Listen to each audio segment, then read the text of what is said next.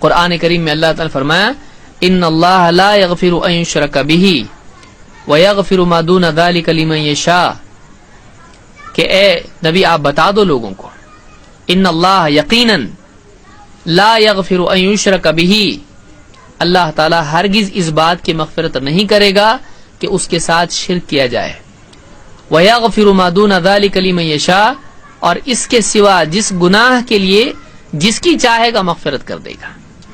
شرک کے سوا کوئی بھی گناہ آدمی کر لے، ہو سکتا ہے اللہ معاف کرے، گناہ تو کرنا نہیں چاہیے، لیکن اگر کسی سے گناہ ہو گیا تو اللہ تعالی ممکن ہے اس کی مغفرت کر دے، لیکن اگر شرک پر آدمی مرا ہے تو اس آدمی کی مغفرت نہیں ہے۔ اللہ نے صاف کہہ دیا کہ جو آدمی شرک پر مرتا ہے اس کی مغفرت نہیں ہوگی، جو آدمی شرک کرتا ہے اس کی مغفرت نہیں ہے۔ اس لیے ہم کو اپنی زندگی میں خاص طور سے دو چیزوں سے بچنا چاہیے، دو چیزیں جو آدمی کی نیکیوں کو برباد کرتی ہیں، ایک شرک اور دوسرے بدعت۔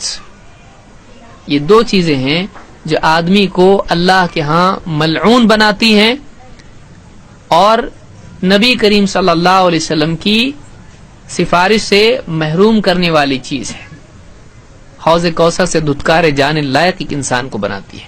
آئیے ہم لوگ دیکھتے ہیں اس بارے میں قرآن و سنت میں اللہ تعالیٰ نے اور اللہ کے رسول صلی اللہ علیہ وسلم نے کیا باتیں بیان کی ہیں۔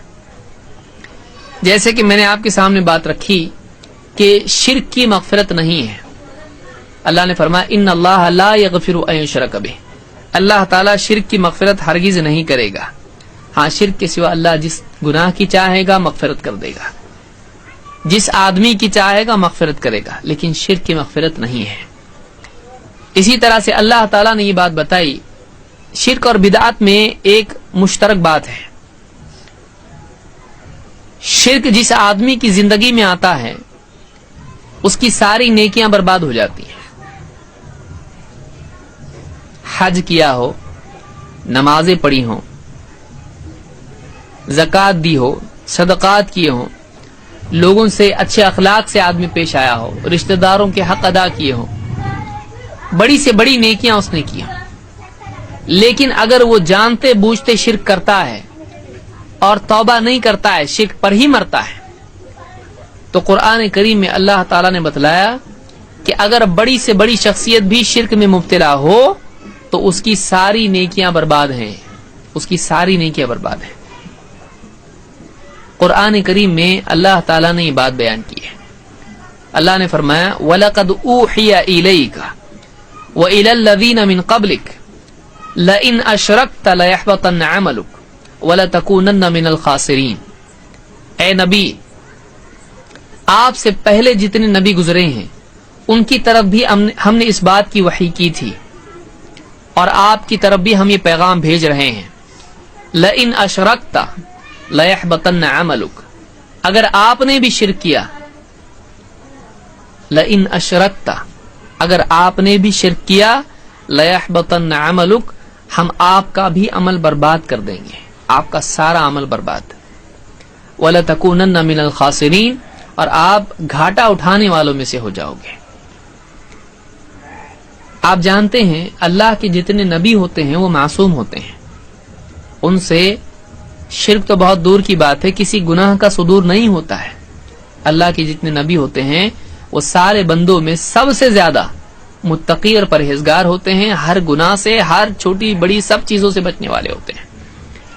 لیکن اللہ تعالیٰ نے ایسا کیوں کیا؟ یہاں پر اللہ نے کیا فرمایا کہ اگر اے نبی آپ نے بھی شرک کیا، حالانکہ نبی شرک کر سکتا ہے؟ نبی شرک نہیں کر سکتا ہے۔ علماء نے یہاں پر کہا، اللہ نے یہاں پر قاعدہ بیان کیا ہے کہ اگر بڑی سے بڑی شخصیت بھی شرک کرتی ہے اس کے لیے بھی شرک والا قاعدہ بدلا نہیں جائے گا۔ عام آدمی تو دور کی بات ہے، ایک بہت ہی نیک انسان بھی اگر شرک کرتا ہے تو اللہ تعالیٰ اس کی ساری نیکیوں کو برباد کر دے گا۔ اس نے حج کیے ہوں، زکوٰۃ دی ہو، نمازیں پڑھی ہوں، کیا کچھ نہیں کیا ہے، اور نبی کا عمل کتنا بڑا ہوتا ہے، ہماری نماز کیسی، ہماری زکوٰۃ، ہمارے روزے، ہمارے حج، کتنی کمیاں کوتاہیاں اس میں ہوتی ہیں، لیکن نبی کا عمل، نبی کی نماز عمدہ، نبی کا حج عمدہ، نبی کی ساری نیکیاں اعلیٰ. اللہ نے فرمایا کہ نبی جیسی شخصیت اور نبی جیسے اعلیٰ عمل اگر ہوں، لیکن اس انسان کی زندگی میں اگر شرک آ جائے، اللہ نے فرمایا لَيَحْبَطَنَّ عَمَلُكَ، سارا عمل برباد کر دیا جائے گا، ساری نیکیاں برباد کر دی جائیں گی. یہ نہیں کہ اتنی اچھی نماز ہے اس کو کیسے برباد کیا جائے، نہیں، اتنا اچھا حج، اتنا اچھا روزہ، اتنے اچھے اخلاق والا انسان، سارا عمل برباد کر دیا جائے گا. اور آخر میں نتیجہ کیا ہوگا؟ وَلَتَكُونَنَّ مِنَ الْخَاسِرِينَ. سب جب نیکیاں برباد ہو جائیں گی اور اعمال نامے میں شرک باقی رہے گا تو اللہ نے فرمایا وَلَتَكُونَنَّ مِنَ الْخَاسِرِينَ، تم خسارہ اٹھانے والوں میں سے ہو جاؤ گے. تجارت میں برباد آدمی کہ قرضے باقی ہوں اور پروفٹ اور سارا پرنسپل سب خراب ہو گیا. ایک آدمی نے کسی سے قرضہ لیا تاکہ کوئی تجارت کرے. اب جب تجارت کی تو اس کا پروفٹ بھی نہیں آیا اور جو اصل مال تھا، سرمایہ تھا، وہ بھی برباد ہو گیا. آگ لگ گئی، چوری ہو گیا، جل گیا، پانی میں ڈوب گیا، ختم. قرضہ باقی ہے اور جو تجارت کا سامان تھا وہ ختم ہو گیا اور اس پر جو پروفٹ کے لیے سوچ رہا تھا وہ پروفٹ بھی چلا گیا. قرض دار باقی اور ساری تجارت برباد.